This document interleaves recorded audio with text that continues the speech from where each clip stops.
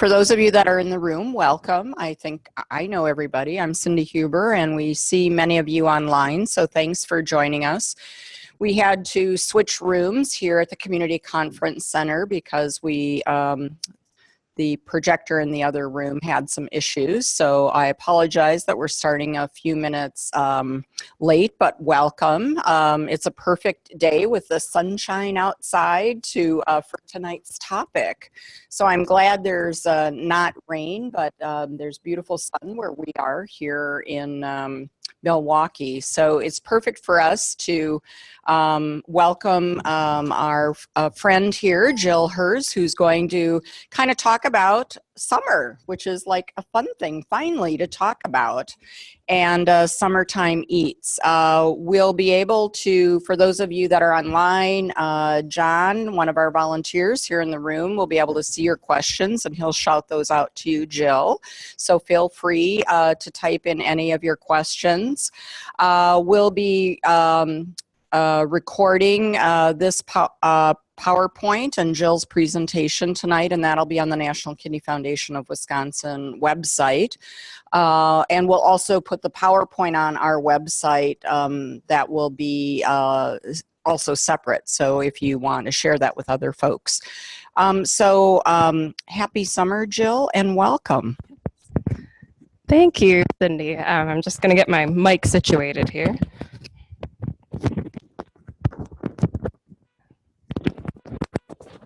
I had it all situated before. Now I gotta figure out how to clip this thing on. Okay. All right. So my name is Jill Herz. I'm the FoodWIse administrator for Waukesha County UW Extension. Some of you may be familiar with FoodWIse, but if you're not familiar with FoodWIse, we're a statewide nutrition program. The goal of our education is to teach limited income audiences about healthy foods. So we teach about eating healthful foods on a budget, food safety, things like that. We also talk about increasing physical activity. We are a federal grant funded program, and there's a version of FoodWIse in most counties in Wisconsin. I happen to be part of the Waukesha County FoodWIse, but there's a Milwaukee County FoodWIse. In most counties in Wisconsin, there is a FoodWIse in that office.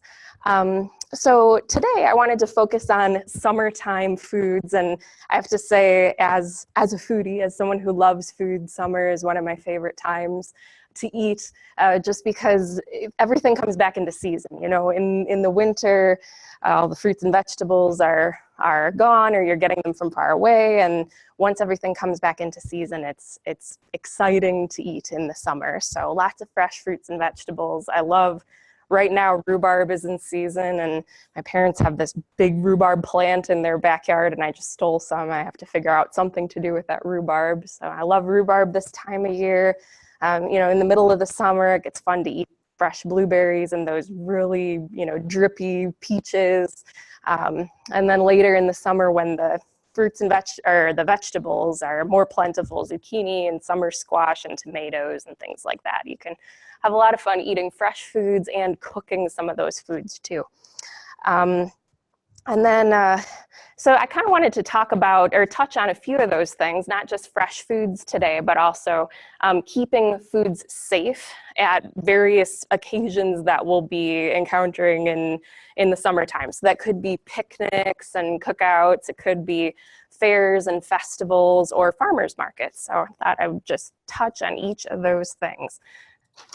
Okay, so on the menu for today, I wanted to touch a little bit on the basics of healthy eating, and that'll kind of lead into some of the other things that I'll be talking about. So picnics and barbecues, what are some sort of food safety tips that we can follow to keep our food safe to eat at picnics and barbecues and other outdoor kind of environments when we eat?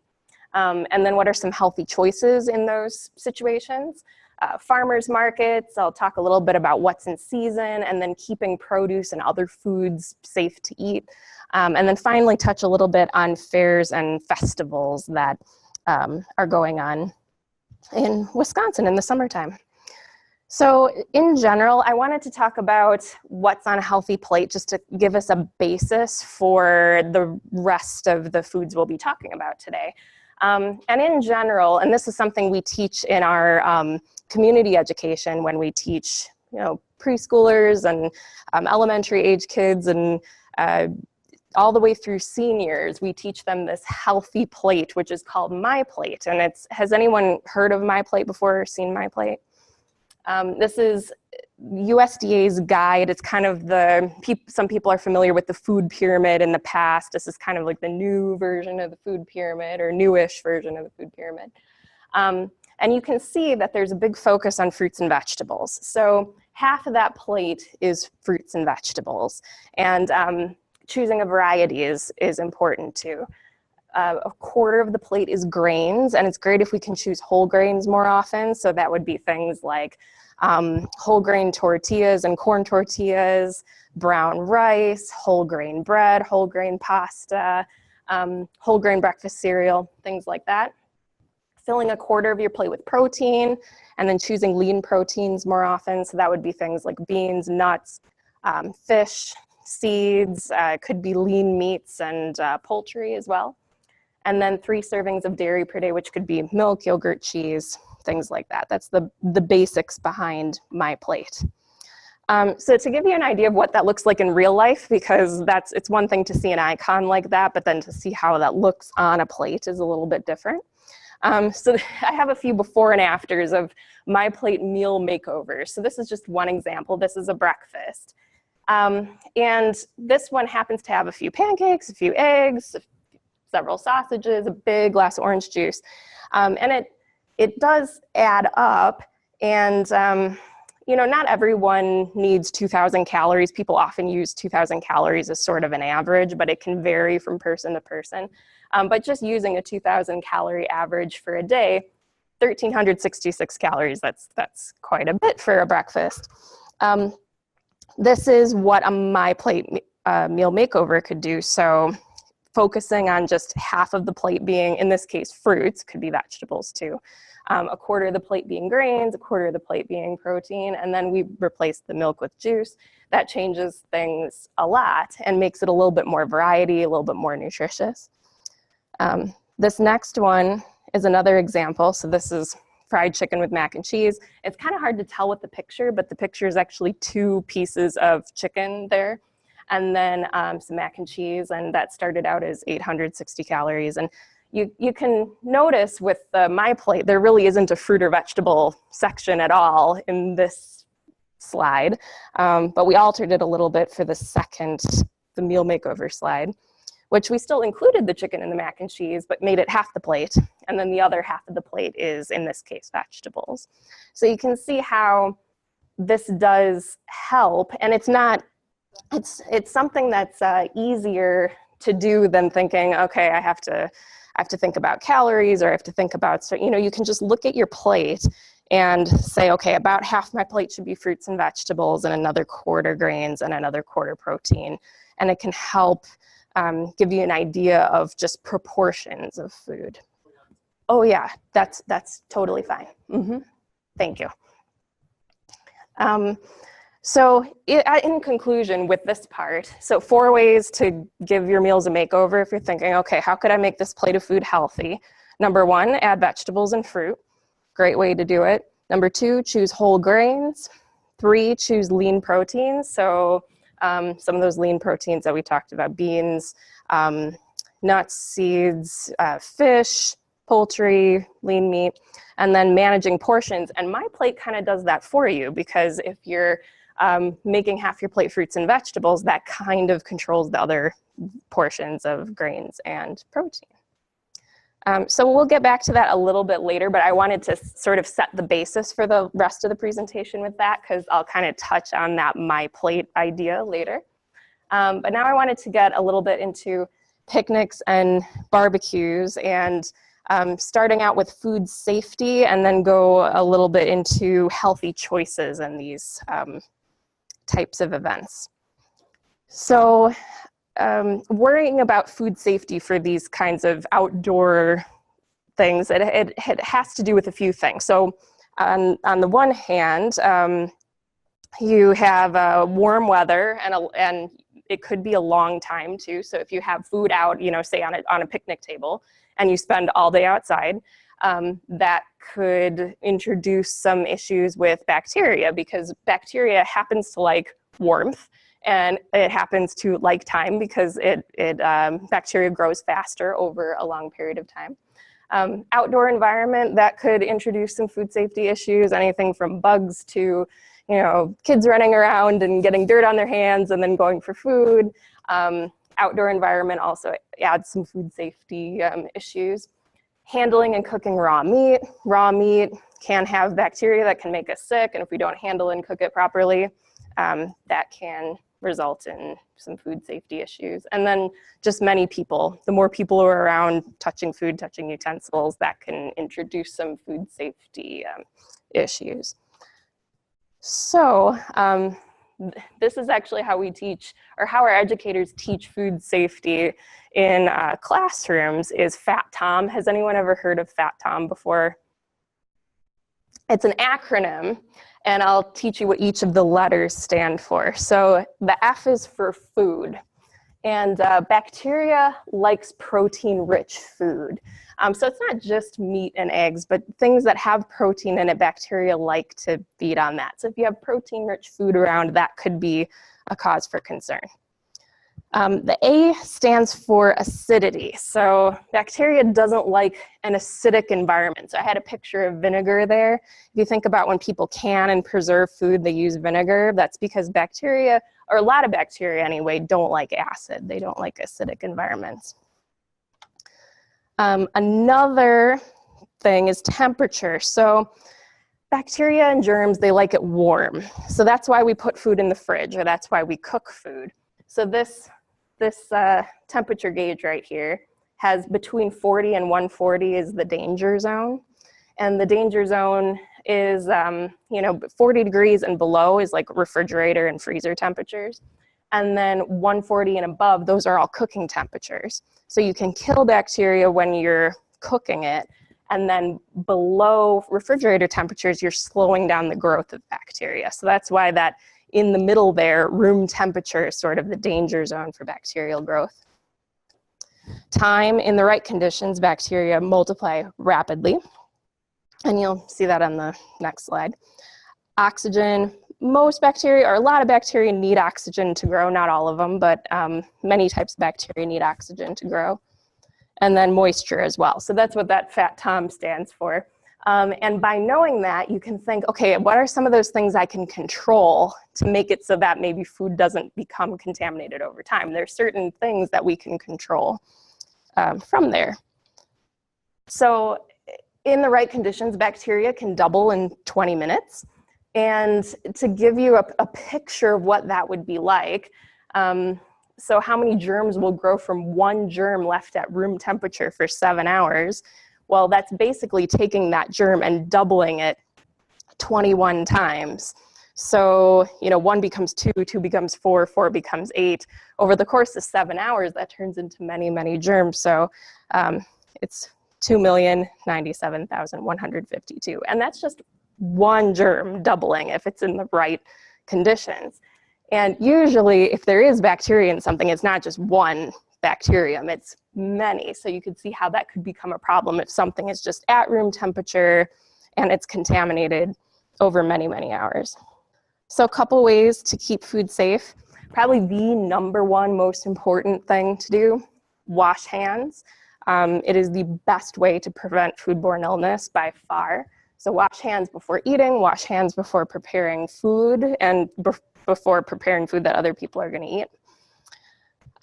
Another one is to keep hot foods hot and cold foods cold.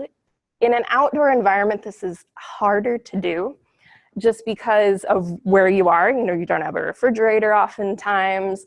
Maybe you don't have a plug-in if you had like a crock pot, which could keep food warm. So that's why there's a 2-hour rule. And the 2-hour rule means that after 2 hours, if something has been sitting out, good rule of thumb is to pitch it if it hasn't been cooled over that time. And that's just because experts put it at 2 hours because they've found that much after that, bacteria grows at a rate that it might become unsafe. Now, if you chilled it before that 2 hours, then your food could be fine.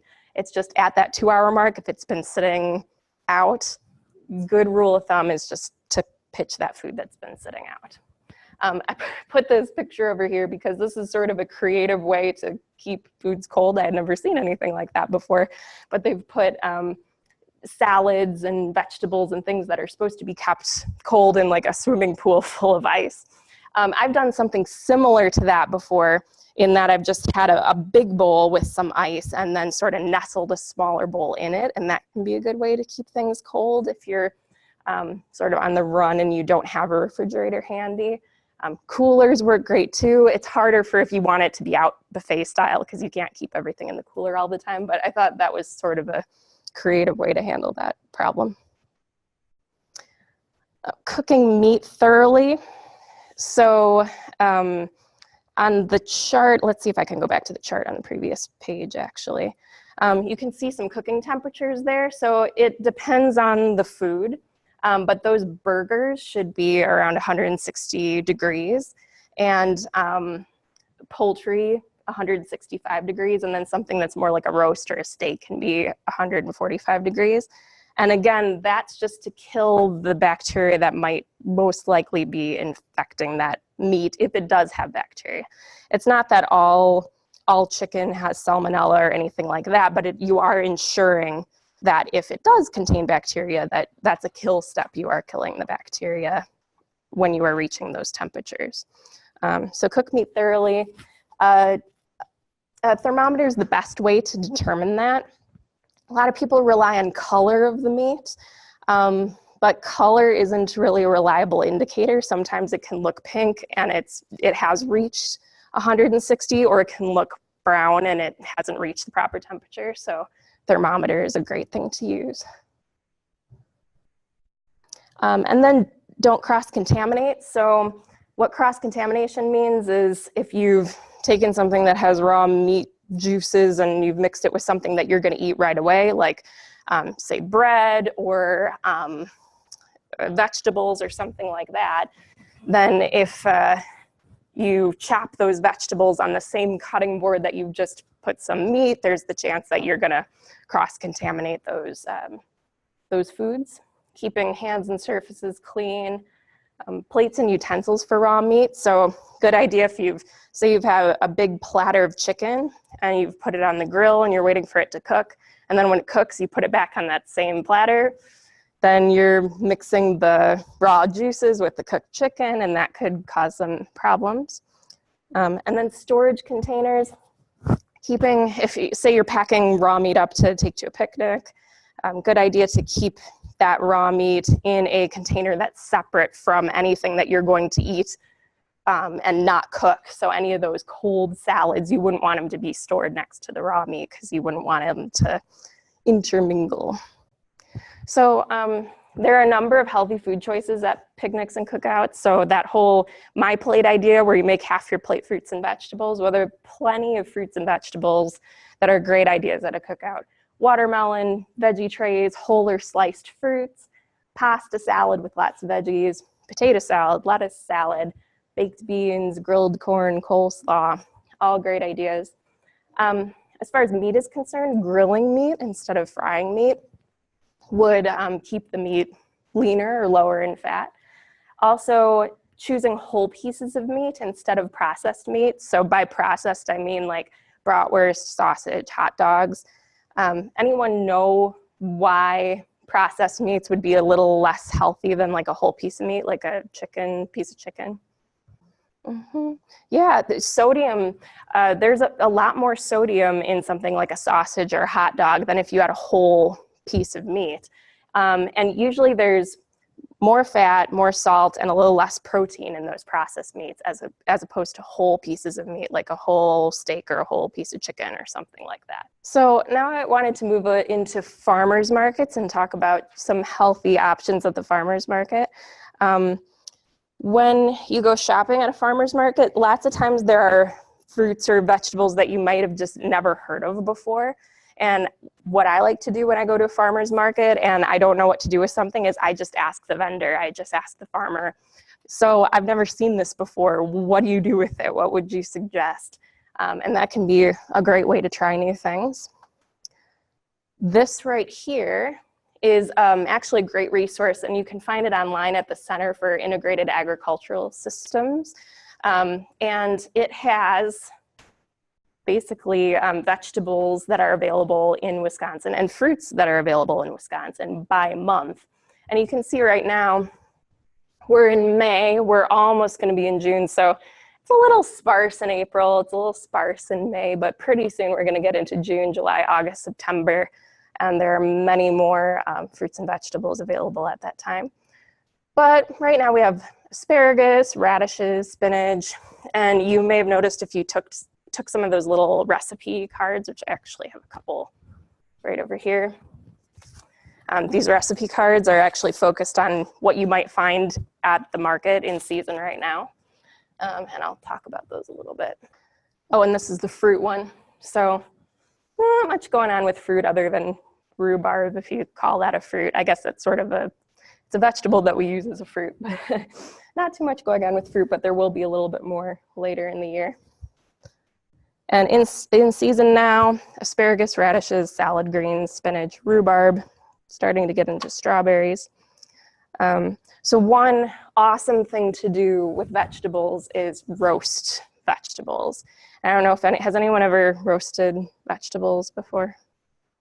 A couple of you. It brings out sort of the sweetness in vegetables almost when you roast it. And it makes it kind of tender on the inside but crispy on the outside. It's a really nice way to cook vegetables. And asparagus tastes great roasted. Really easy to do. You just toss it in oil, salt, and pepper, put it in a single layer on a sheet pan, roast it in a 400-degree oven, 10 to 12 minutes. That's all you have to do, and it's really tasty. If you want a slightly more complex recipe, on our website we have this roasted asparagus with balsamic brown butter. It's under our horticulture page, and that's actually the recipe that I handed out, the little card. Another thing, we use this recipe a lot in our nutrition education, only we're usually using cucumbers with it, but it tastes really great with cucumbers or radishes or some combination. Some kind of your favorite whole grain bread, cream cheese, mixed with your favorite herbs, dried herbs or fresh herbs, spread it on the bread, put some thin slices of cucumber and radishes, great snack. That recipe is also on our website, and I handed it out too. And then strawberry spinach salad. This is one of our nutrition educators. It's one of our go-to recipes. We use it a lot with kids. We use it a lot with adults. It's a great combination. One reason that it's a great combination, nutritionally speaking, is that there's a lot of iron in spinach, but the type of iron that's in spinach is the plant-based iron that isn't absorbed as well as other types of iron that you might find in meat. But what helps that iron get absorbed is a source of vitamin C. And guess what's really high in vitamin C? Strawberries. So eating them together is actually a great sort of nutritional pairing because you're getting that iron from the spinach a little bit better. So sliced strawberries, spinach, your favorite vinaigrette dressing, maybe some nuts sprinkled on top. Very tasty. So food safety could be a concern at farmers markets, and why? Well, same principles I mentioned earlier with the fat tom thing, the food, acidity, time, temperature, oxygen, moisture. So food, there's plenty of food at farmers markets, of course. I'll talk a little bit about the acidity thing with the preserved foods. Temperature, hot weather, no refrigeration, and then the time could be several hours that there's food outside, so it's worth thinking about. So produce safety, great idea to rinse fruits and vegetables before you eat them, and refrigerate cut or peeled produce within 2 hours, just because if you cut the produce, then you've exposed oxygen to it and it's more likely to break down after that. Of these options that are on the screen, what do you think is the best way to wash produce? Cool running water, vegetable brush, fruit and vegetable wash. Has anyone ever used one of those before, a fruit or veggie wash? It's just sort of, I don't want to call it a soap because it's not soap. It's something that's edible, but it's something that's designed to wash it a little bit more than water would. So what do you think would be the most effective out of these three? Cool running water, because the vegetable brush could have bacteria. Okay. Oh, that is a good thought, actually. I wasn't thinking along those lines, but that is a thought. You might keeping brushes clean, or if you have a really dirty brush, then it might be worthwhile to get a new one if you had a vegetable brush. So I'm circling these two, and I'll explain the reasons for that. The fruit and vegetable wash, sometimes people think, oh, if I have really dirty produce, it's good to get a special product that will clean my fruits and vegetables. They've actually done studies on that to see, do these washes do any more cleaning than just rinsing it underwater, and they really don't. So cool running water is just perfectly fine.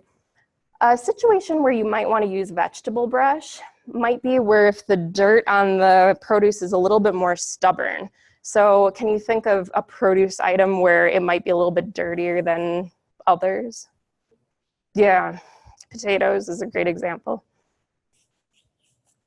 And those are they grow underground, right? So they have a tendency to get that dirt in the little crevices.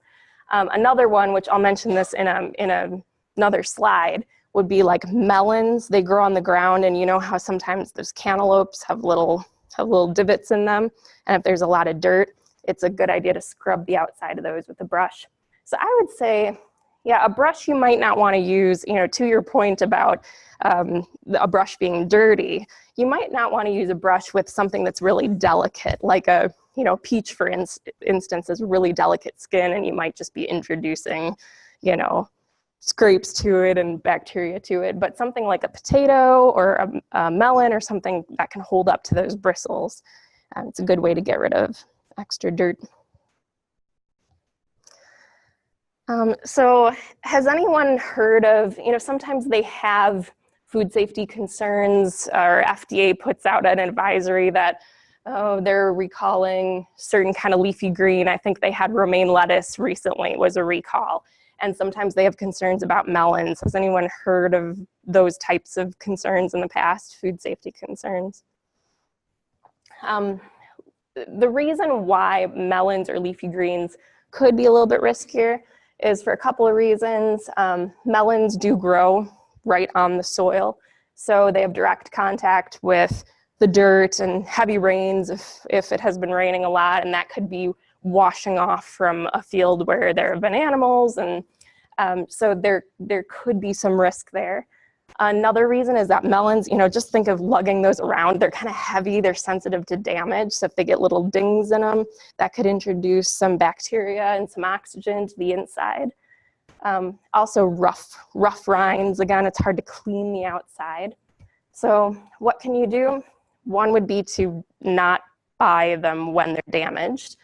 Another would be to scrub well with a produce brush. And then if you have cut melon in your fridge, store it for about 3 to 5 days tops.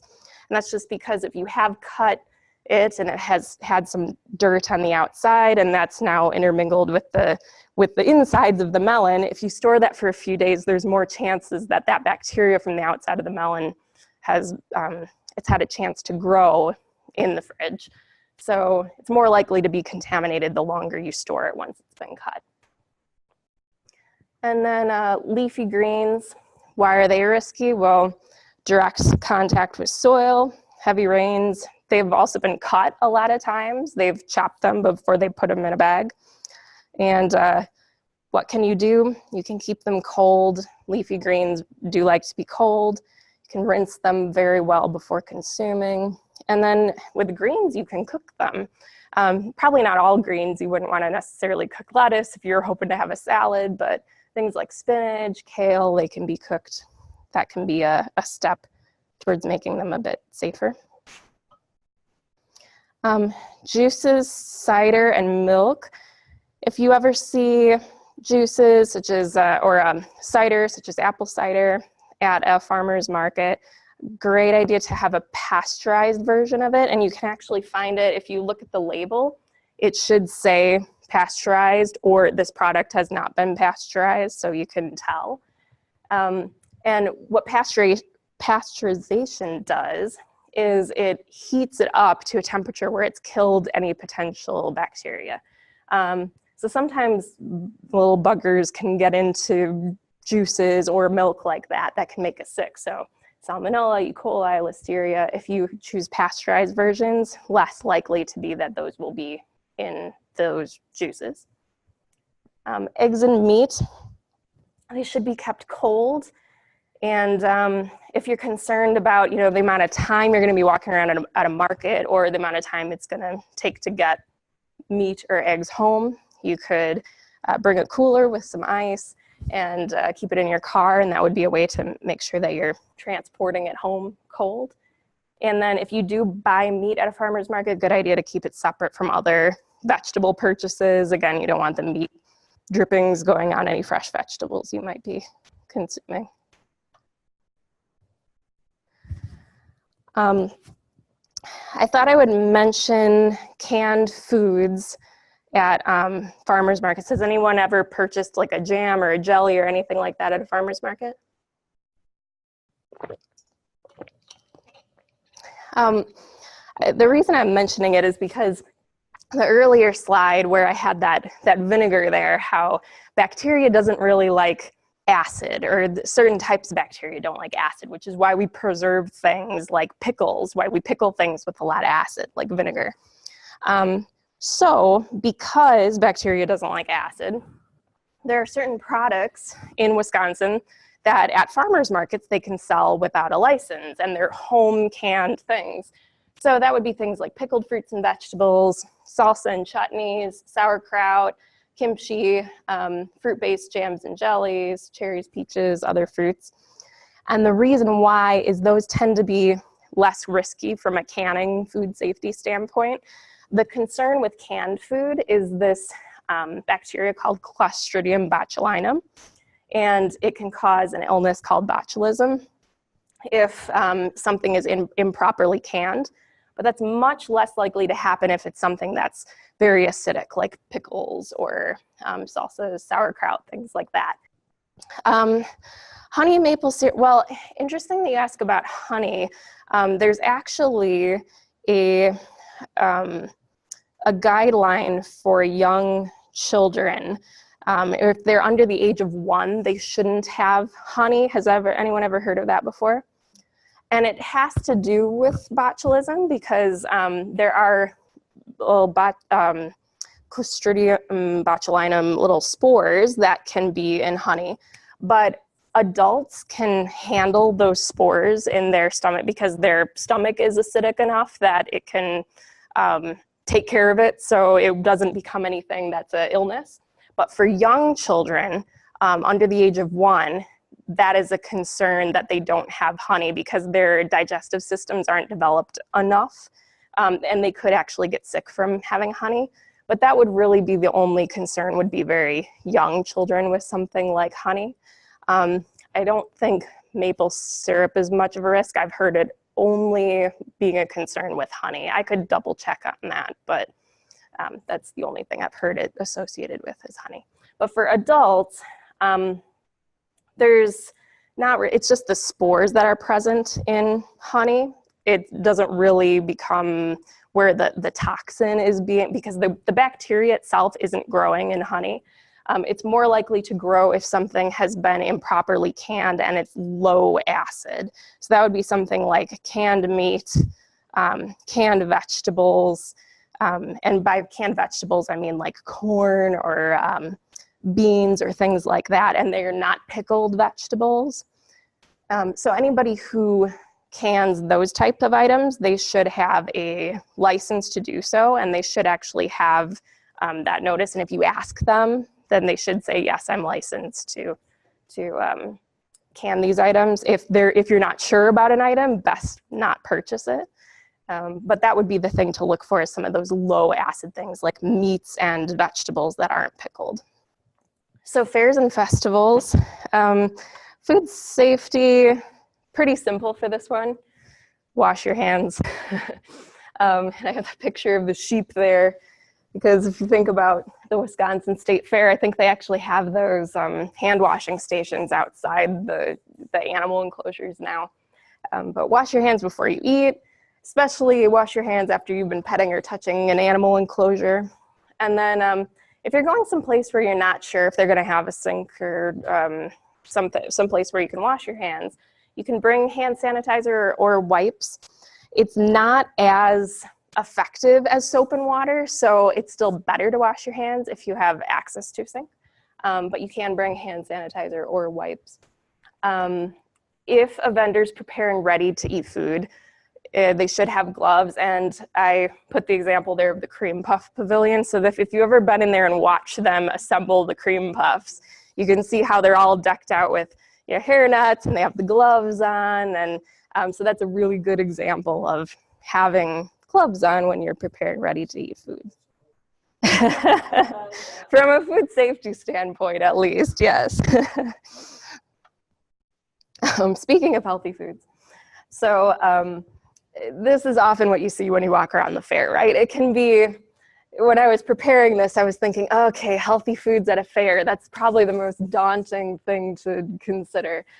Because a lot of times you see these kind of signs: burgers, corn dogs, funnel cakes. That picture down in the corner is actually donuts make up the buns, and it's like a triple cheeseburger. This is the one in the lower right hand corner is deep fried everything: Twinkies, Oreos, cheesecake, things like that. So it can be tough to find some healthier things. So I put healthier food choices that you could find at fairs and festivals. Main dishes that tend to be healthier: loaded baked potatoes. It sort of depends on what you load it with, but loaded baked potatoes can be healthier. Again, going back to the meat thing, so you remember how I was saying whole meats, or as opposed to processed meats, tend to be a little bit healthier. So like a pulled barbecue chicken or pork sandwich, as opposed to something that's deep fried. Grilled chicken sandwiches as opposed to something that's deep fried. Sometimes there's Asian food at fairs, so if you can find like a vegetable stir-fry dish. Tacos, again, depends on the tacos. I've also seen those walking tacos before, where it's like chips and, they're loaded with nacho cheese. So it sort of depends on what kind of taco you're talking about. But if it's just the, tortilla, meat, vegetables, that can be a good choice. Snacks, popcorn, fresh fruit cups. I've actually seen now at both the state fair and at like Summerfest, they actually have stands where you can buy fresh fruit. Roasted corn. If you're looking for something sweet, they actually have frozen bananas that are chocolate covered. Fruit smoothies, and that's if they're made with real fruit. Sometimes you can get a smoothie that's more like a slushy. It's more like a sugar syrup. And another thing you can do is just remember the meal makeover tip. So if you're thinking, okay, what could I choose here? Add vegetables and fruit. So if there are more vegetables and fruit, that's a good thing to add. Choosing leaner proteins, so like whole pieces of meat as opposed to processed meat or fried meat.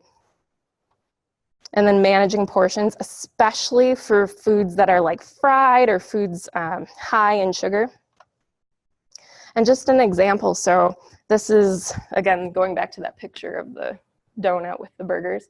For deep fried items or items with lots of sugar, choose smaller portions of that item, or you could split it with someone else. If you really wanted to try that deep fried Oreo because you've never tried one before, maybe buy one, but then split it with people that you're visiting the fair or the festival with. And this shows why portions can make a difference. So this could be popcorn you get at a festival or even movie theater popcorn. If you get a small popcorn, it'll be closer to about 300 calories. If you get a large buttered popcorn, it's closer to 960.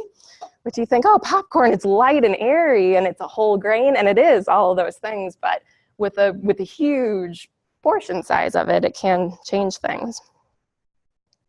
This is a slice of pizza that looks pretty normal sized over there. That's 310. The giant pizza slice is 720, and that's like one of those. And then a slushie, the 12 ounce one is 160 calories. And this large one, which is 32 ounces, is 428. So portions do make a difference with things. So even if you did want that slushie, maybe choosing one that's the 12 ounce as opposed to the 32 ounce one is a good way to balance things out. So another thing people don't always consider when they're considering healthy food is you think a lot about what you eat, but you're not necessarily thinking about what you drink. And what you drink is often very important. It can add extra calories into your day. It can, certain choices can be more nutritious than others. So what do you think is the best way to stay hydrated in the summer? Water, yeah. Water is probably the best way. Sometimes people tell me, oh yeah, I know I need to drink more water, but it's boring. It's so boring to drink water.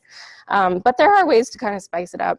So flavorful ways to drink more water, you can infuse it with things. So something we do in our office sometimes is we put sliced fruit. It could just be sliced citrus. Here they have strawberries in it, and they actually have an herb. I think that's supposed to be mint, but we've actually put basil in water before, and it tastes pretty good, of fruit and basil. Cucumber tastes great in water too. Also, unsweetened tea is a great choice. Now they have all sorts of those carbonated flavored waters, and so if you're kind of itching for something that's carbonated, you can go with that. If you want to add a little bit more flavor to your carbonated or fizzy water, you can add a little bit of 100% fruit juice. We actually make that for kids when we're doing programs. Sometimes in our office we call them fizzies, and we just get, like 100% cranberry juice or 100% grape juice and mix it with some carbonated water. And much better than having a fruit flavored soda, for instance. So to recap, probably most important takeaway of this whole thing, enjoy lots of seasonal fruits and vegetables. It's the healthiest thing you could do. You think MYPLATE, so make half your plate fruits and vegetables, about a quarter protein, about a quarter grains, trying to think of eating whole grains more often. Be mindful of portions at fairs and festivals. Sometimes it's hard to find the healthy items, but even if you do enjoy some of those ones that are more indulgences, kind of sharing with people or having a smaller portion.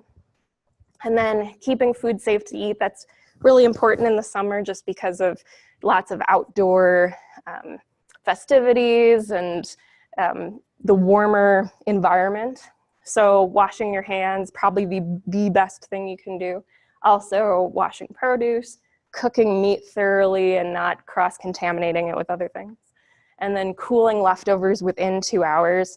And again, that's a pretty important one. It's one that lots of times people don't do when they have picnics and things in the summer, but they can make things unsafe to eat if it's not cooled fast enough. And then drinking water to stay hydrated as much as possible. And then I had a few references here.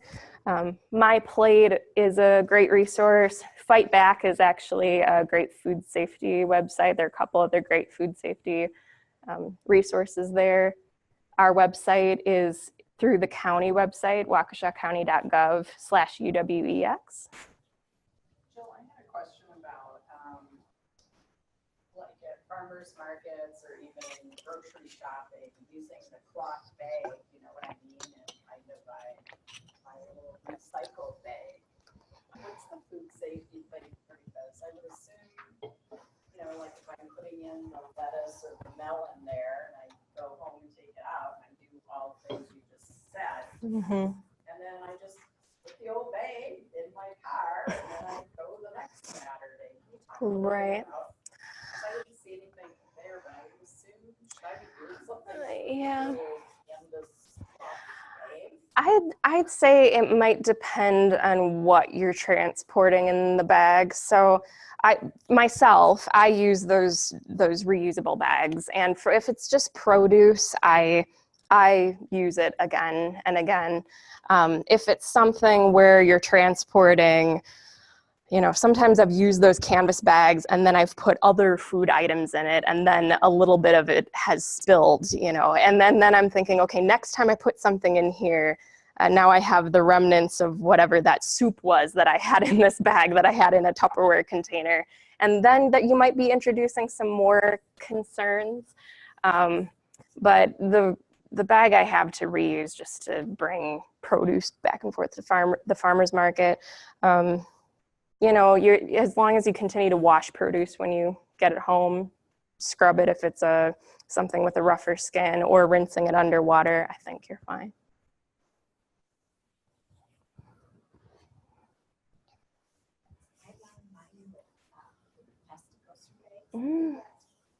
Yeah. Sure. And that's a good point, because if something's particularly dirty as well, you know, if there's a lot of mud and dirt in the bag, you know, I'm thinking of produce that's relatively clean when you pick it up, but if you had some very dirty produce and then you went and reused that bag, I could see how that could introduce some of those things to other foods. So that's actually a very good idea, is to have something lining it if you're going to reuse it. Wash the canvas bags, for sure. Mm-hmm.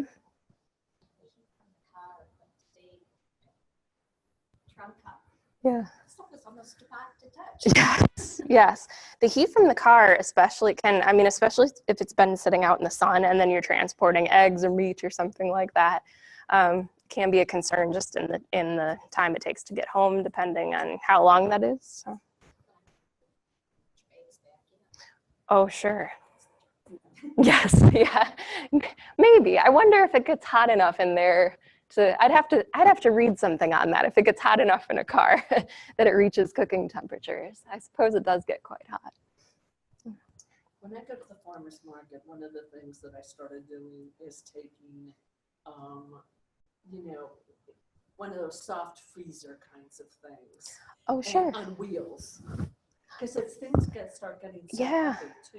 Yeah. But at least then I can put my ice packs in, and just to try to help keep things cold. Yeah, that's a great idea. Because then if you have it, you know, often I was thinking about, well, ideally, yes, if you brought around a cooler, that would be ideal. But not everybody wants to lug a cooler around a farmer's market. But that's a great. The soft side ones on wheels. Yeah. It works out great. That's a great idea. If I put a bag on top of it for other things, I can separate things. Usually have sure. Yeah. There's just no way that's the roller thing. Yeah. It works great. Yeah. I like that idea. Cheese at farmers markets, because you see a lot of cheese, you know, where you get to sample it. And Sure. Got it there. That's another one of those storage things where if it's out and it's out for a brief period of time, it would be fine. And if the folks who are selling the cheese, they should be keeping the cheese that they're not actively selling in a cooler. If it's something that's been, you don't want it to be sitting out for hours and hours. But anything that they're not, you know, they might put some out for display, but then sell it right away. So if you have kind of a lookout for coolers that have ice and that's where they're keeping the cheese, that's a good sign. I sort of do the same thing you do at the state fair. I take a insulated cold bag, because then I'll eat a little of this. Okay, take it home. Oh, and yeah. that way I can eat more. Yeah. Things. And that's a good idea, because sometimes even, I don't know if you've ever gotten a portion at a fair where you're just thinking, I could never eat all of this. So yeah, it's a nice idea. That way it goes home. I take stuff like bags to put it in. Then it goes home, but I can go to the next tent and say, oh, I want to try that. Sure. Yeah. You can sort of eat your way through the fair and take Yeah. the rest of the week. Right. Yeah, sometimes. Sometimes I wonder about those cream puff to-go containers, you know. I think it's great when you get it and you go home right away. But some people, I see them walking around with it, and they're all day long, they have those. It's like, I wonder how they're going to be when they get home. What was that? Cream puffs are made for eating on the They are. I agree with that, totally.